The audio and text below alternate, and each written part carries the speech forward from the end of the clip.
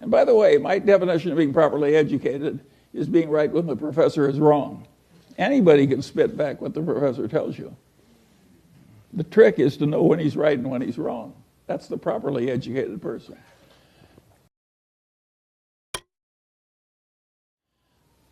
In the investment world, it involves an enormous amount of high IQ people trying to be more skillful than normal. You can hardly imagine another activity that gets so much attention. And weird things have happened. And years ago, one of our local investment counseling shops, a very big one, they were looking for a way to get an advantage over other investment counseling shops. And they reasoned as follows. We've got all these brilliant young people from Wharton and Harvard and so forth, and they work so hard trying to understand business and market trends and everything else.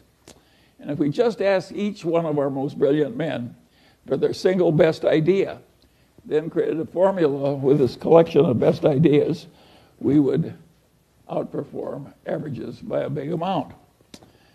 And that seemed plausible to them because they were ill-educated. That's what happens when you go to Harvard and Wharton. And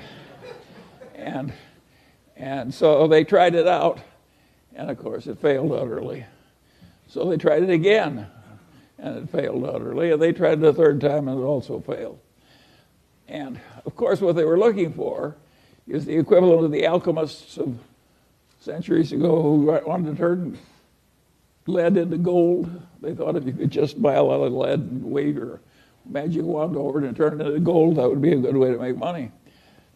Well, this counseling shop was looking for the equivalent of turning lead into gold, and of course it didn't work.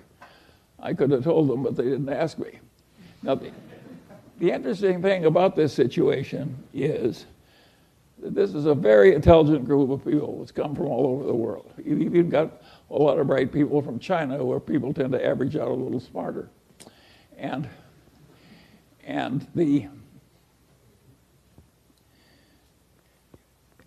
issue is very simple. It's a simple question. Why did that plausible idea fail? Just think about it for a minute. You've all been to fancy educational institutions. I'll bet you there's hardly one in the audience who knows why that thing failed. That's a pretty ridiculous demonstration I'm making. How can you not know that?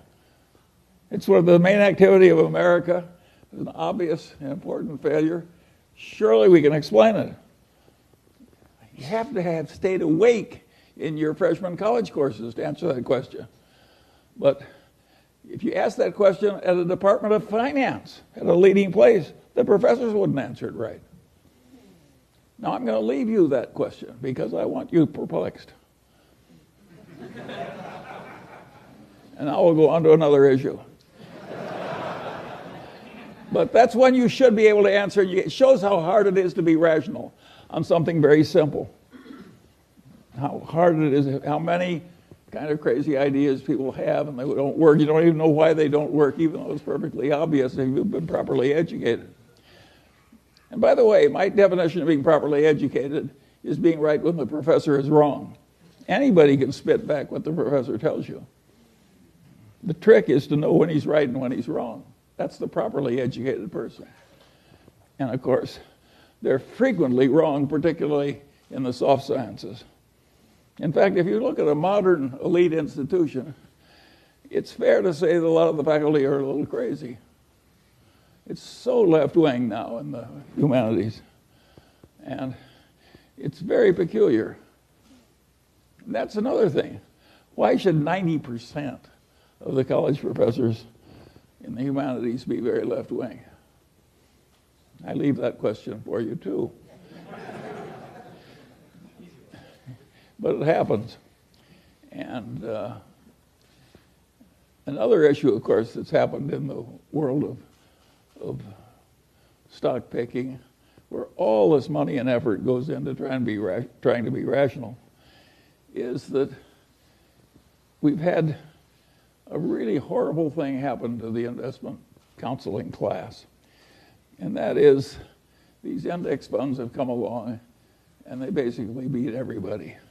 And not only that, the amount by which they beat everybody is roughly the amount of cost of running the operation and making the changes in investments. So you have a whole profession that is basically being paid for accomplishing practically nothing. This is very peculiar. This is not the case with bowel surgery or even the criminal defense bar in the law or something. They have a whole profession where the chosen activity they've selected, they can't do anything. Now, in the old days, the people in the profession always had some of this problem. And they rationalized as follows. We are saving our clients from the insurance salesman and the stockbroker, the standard stockbroker that serves the active trader. And they were saving people from the life insurance salesman and the hustling stockbroker who liked active trading. And I suppose in the sense that the investing class is still saving those people from an even worse fate. But it is very peculiar when a whole profession that works so hard and is so admirable, and the members of which we are delighted when they marry into our families, and they just can't do what the profession is really trying to do, which is get better than average results. How is that profession handling this terrible situation? As index investing gets more and more popular, and including by a lot of fancy places. Well, I'll give you a very simple answer. They're handling it with denial.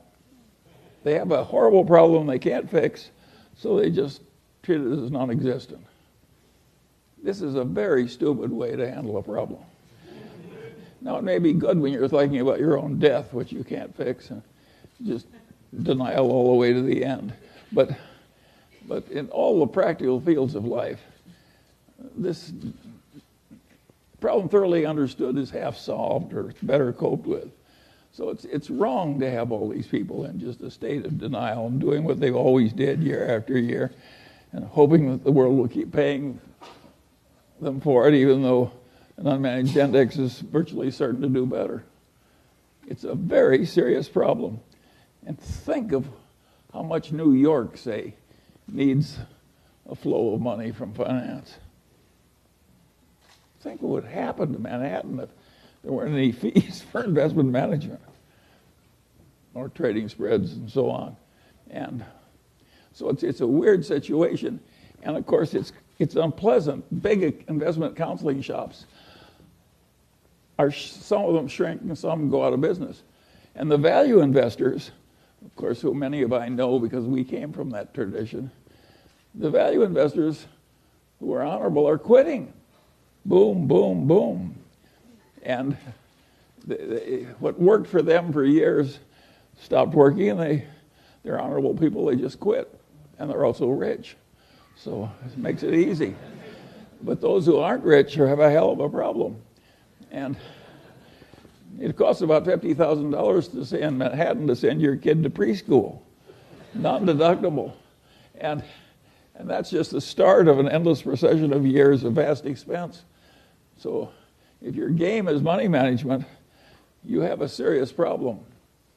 And I don't have any solution for this problem. I do think that index investing, if everybody did it, won't work. But for another considerable period, index investing is going to work better than active stock picking, where you try and know a lot.